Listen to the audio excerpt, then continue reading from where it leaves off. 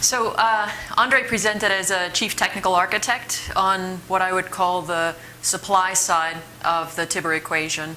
And I'm speaking in more the role of a delivery and a sales lead, so on the demand side, that consumer side of this equation. And I'm going to tell a short story about essentially how CGI, as a 70,000 person company, used TIBR at the crux of a really pivotal point in our corporate evolution for both global integration and, in that context, virtual collaboration. So setting the stage, CGI bought TIBR in October of 2011. And the beauty of this environment is that you can be 2 years in and be one of the oldest customers in the business for the TIBCO folks. So we bought the product in October 2011, and we deployed it, and we began the initial rollout. We began the initial integration with our systems, and we found in August of 2012 everything changed. So the headline in May of that year was that CGI would buy Logica for $2.6 billion. So we started as a company of 31,000 professionals. We had about $4.2 billion in revenue, and we bought a company with 41,000 professionals, $6.2 billion in revenue. What that meant was that in a matter of months, we would become 72,000 professionals, going from 20 countries to 43 countries all over the world, and dealing with the integration of a large new base of professionals. And I think if you've been through an M&A process in the past, you know that it's not just a matter of 1 + 1 = 2, that the real value that comes from this sort of thing is turning it into a business advantage. And what that means is figuring out what you're gaining by virtue of the acquisition or merger, and how best to tap that talent of those new folks, that you start to tell a global, holistic story to your customers, and also internally helping people understand what parts of what networks they belong to. So for us, this was a pivotal time, and our sense was, if we pull this off, we'll eat like kings. And what that really meant was, if we can succeed at a global integration, if we can succeed at understanding who our new members are in the CGI environment, and what their talents are, and what their client base is, and what resources they have, and tools, and templates, and sales materials, and all of those things, and then if we can reconcile them with the way CGI has been doing business to this point, we can gain real competitive advantage, and we can come out like kings. So the analogy that I want to use is that of the virtual family photo. And there was a project done by a fellow based in Singapore named John Klang. So John Klang set up Skype video portraits of families who had members who were living in both Singapore and abroad. And it's a reflection, I think, of that Civilization 3.0 dynamic, which is that many of us are dispersed, distributed around the world. And in this case, he started with his own family and did a series of photographs this way. And then he expanded by reaching out through embassies, and then later, much more actively, through social networks to find others who had families like this. So for us, in creating a virtual family photo, and that is understanding the full breadth of CGI in its new 72,000 member incarnation, we needed to go through a first stage of exploring. And TIBR was principally used to welcome these new folks into the mix. So to say, I understand you're in Estonia and you're working in space and SATCOMs. We've got a group in Darmstadt in Germany that's doing it, and we've got a big conference in the US for the US Geological Survey. Can't wait to meet you there, that sort of thing. Starting to draw people into common collaborative exchange and welcoming them to CGI. We also used it, I think, for ad hoc orienteering, so sort of exploring, hey, I'm a SOA architect. Who else is out there like me? What are we getting as we gain this? What kind of big clients do they have? What kind of things are they doing in that spirit? So some ad hoc orienteering, helping people to understand how to navigate our resources and repositories, that sort of thing. We started to see the proliferation of grassroots communities, and I'm going to walk you through one case study of an example of how we use this in a particular context.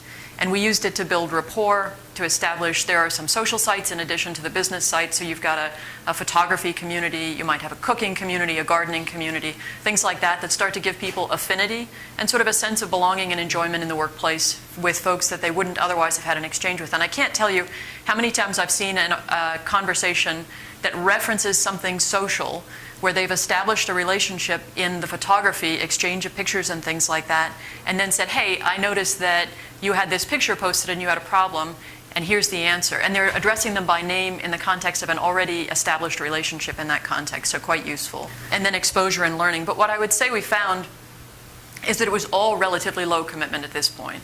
A lot of generation of new topics and communities, some sharing of content, some answering of Q&A, some pointers and things like that. But at this point, it was a mix of, in our experience, and this is about 6 months in, so at the end of 2012, it was a mix of those who were really excited to get into the new forum, and the rest of us who come from an IT background and tend to be skeptical of all new developments like this. How's it going to perform? How's it going to be on our mobile site? How easily is it going to be accessible from the client site? Those kinds of things, especially in the consulting environment. So we leveraged Tibber conversations, and we started with essentially exclusively a social paradigm here. And very much like Andre was describing, it allowed you to create profiles, to set up a people directory, to have a search capability, very much as he described, across messages, subjects, and people. It allowed you to publish subjects, newsletters, blog entries, the posting of what I would call at the time very much an ad hoc artifacts examples. So if you needed to find something after the fact, you could trace your way back through, but it wasn't a very organized, systematic way. We didn't have content management in place of any sort. So it was an interesting response. You can see things like the newsletter that's published here by one of our groups in India, and she's got, I think at the time that I made the slide, she had 92 people who had indicated some form of, I like this, I enjoyed reading the newsletter, and she had another 20, 30 folks who are responding, 39 folks who are responding. I looked a few days ago and it was at 120 something. And this is something that's now months old and still drawing traction, still having people who stumble across it. A quite nice publication. The other one is just an example where somebody said, hey, can anyone point me to information on the current version of our project management tool IQ Suite? And in that particular case, one of the answers came from a very well-established super user myself that said, hey, you should contact so-and-so in Richard Jasik's group. She's got all the latest materials and can share those with you. Post in response, Kathleen, thanks for the information. I connected to Janice and got the information I needed. So somebody who's getting ready to go out to a client site and give a presentation and wants to take with them the latest materials that relate to one of our IT management suites is able to do that by virtue of a very quick, I don't even have to learn how to navigate the library, know where to find the resources.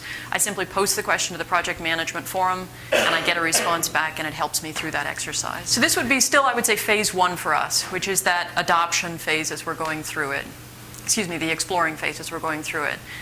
And I said I'd give you an example. So if you take something like Agile and you say, a lot of times we're trying to tell our story about the way that we do software delivery, the way that we do production support, the way that we do our development efforts and delivery in an Agile environment. And what we saw was that there's a lot of interest in sharing information, whether it's on Kanban or DevOps or particular tools, the ATG e-commerce suite, practices like continuous integration, things like that. So we saw 24 member-initiated Agile subjects that cropped up over the first year of using the Tibber implementation. And they sort of fell into 4 broad categories: your technologies, the idea of having enterprise topics, so how do I deal with enterprise governance in an Agile mode, methodologies, so we have large groups and large client efforts that are CMMI level 5. How do they share the best practices of how they got that certification, what steps they took, that sort of thing, and then, as I mentioned, individual practices. What we found is that we were seeing a lot more sharing of information across business units and geographies. So whereas you used to be relatively isolated in the network that you had established within your own group, you now had an audience and a forum to broadcast a much broader message and to draw a lot more people into that mix. So we were seeing more sharing of best practices, tools, templates. We were able to do, to better facilitate finding niche talent, so people who had a particular element that was their expertise. And we were able to do more sharing of Agile experience talent. So I run a team that's doing a large websites engagement. I found a fellow who was in GTA, our Greater Toronto area, and brought him in to Seattle, where he's now working for me and part of our client. And I did it by virtue of finding the expertise I wanted and then importing that talent and doing a sharing in that model.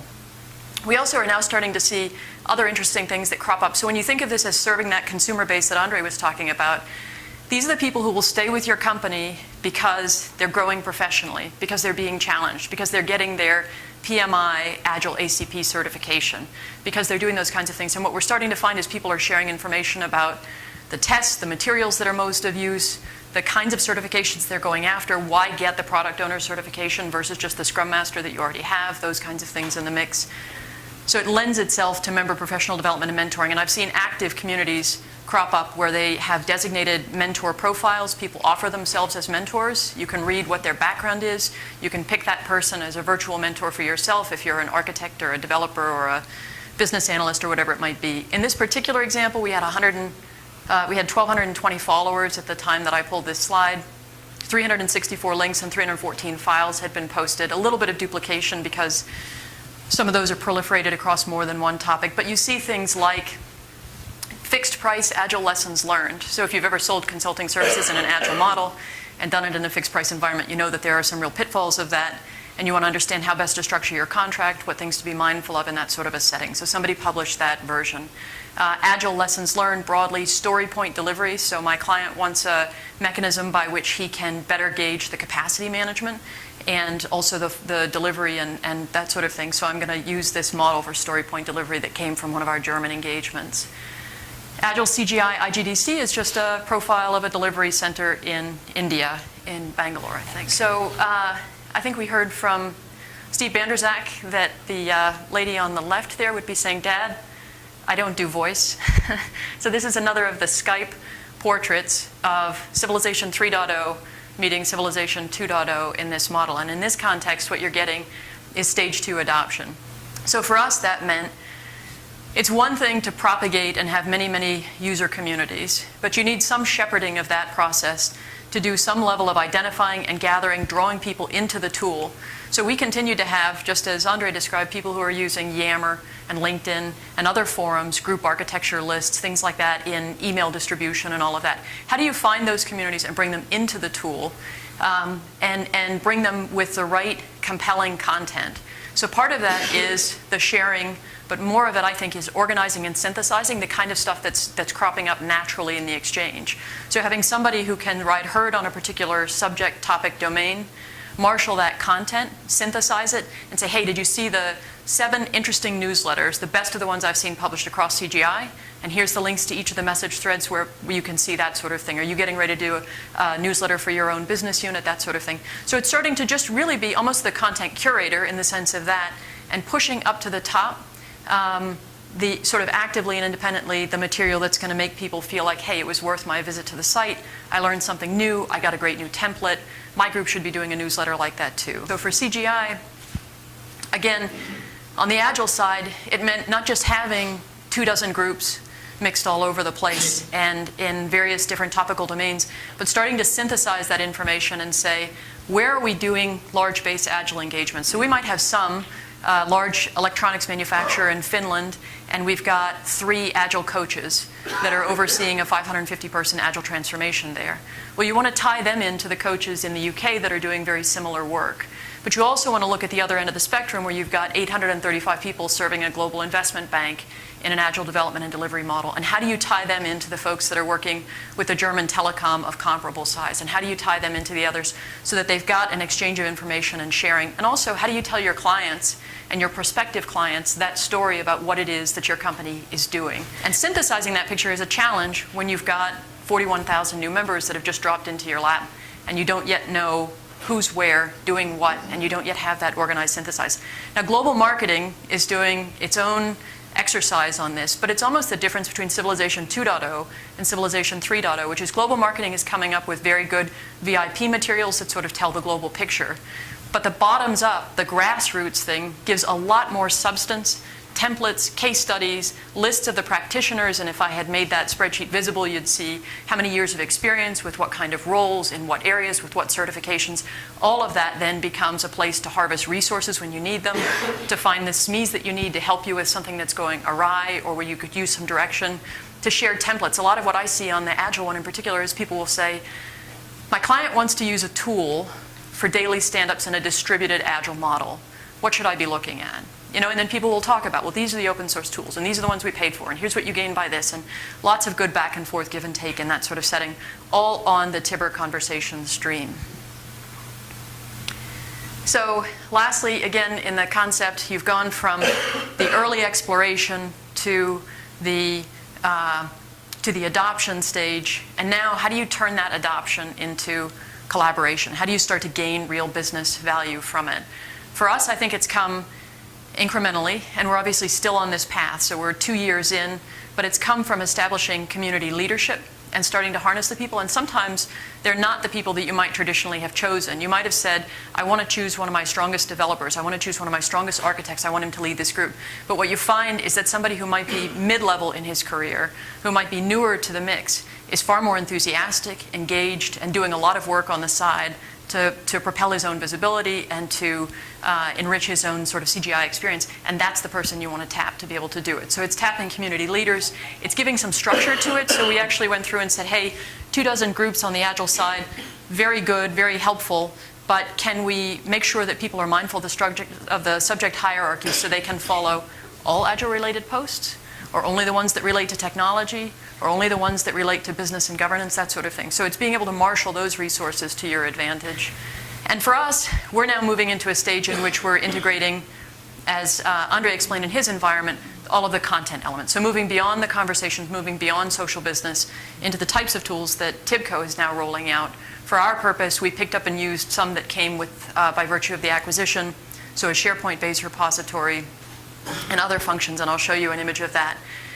We're instituting some quality controls, so we're still operating very much on that trust basis that Andre described in terms of our members posting these things, with a little bit of shepherding. So those of us that are in management roles are mindful of client confidentiality and those kinds of things, and making sure that we instruct and guide our members to be appropriately mindful that even within CGI, even internal to our environment, some information is on a need-to-know basis and very carefully prescribed in the contract. And then I think we're starting to see real thought leadership. So you're starting to see the people who, by virtue of their own initiative and by virtue of their own efforts, start to rise to the top of that visibility and demonstrating thought leadership and being pulled into, hey, I'm going to have a conversation with my client. Could you participate, even if it's just by phone call, in that conversation? I'd really like them to understand what's happening in your client engagement and the kinds of things you've been running into. And I think it'll give us a lot more credibility in having this exchange. So we're seeing more of that, and we're seeing a lot more in the way of global pursuits. So if you take a large tire manufacturer or a large investment bank or a large whatever, you're able to better marshal that story and bring together and execute on a global pursuit. So I think that's when you start to get to exploiting global capabilities. That's when you start to get to realizing the gains and advantages that you get by virtue of a global integration like that. So for us now, the synergy stream becomes conversations. So we've integrated in Synergy 2.0, and Synergy is our title that we use for the Tibber implementation. We've integrated a conversation stream into a broader portal type page in which we're using now the publication of our management foundation and artifacts, news and subscriptions. You can profile yourself on your About Me. There's a blog function, various things like that. And then at the top, a lot more information and being able to access the corporate repository. So we've got a combination of three things. We've got the collaboration function, which is all of those communities that I've been talking about, the conversation stream, the social business side of things. Now we're moving into an environment in which we've got more robust content management, exploiting the personalized content and repositories, global and business unit news, and then apps. So more of the global and local applications, blogs, wikis, and that sort of thing. You get a much more dynamic two-way communication. You get a better archive and thread. You get more easy searchability across these kinds of things by virtue of that formation. And that is essentially it. Closing with building members' network literacy. The way to put distance between yourself and the crowd is to marshal information with exceptional capability. And I think that's what Tibber is helping us to do, is to move from basic literacy and conversancy in our environment to search literacy, and now I think to network literacy as sort of that pinnacle of what you can achieve in that sort of environment. Okay, thank you so much, Kathleen. Brilliant presentation.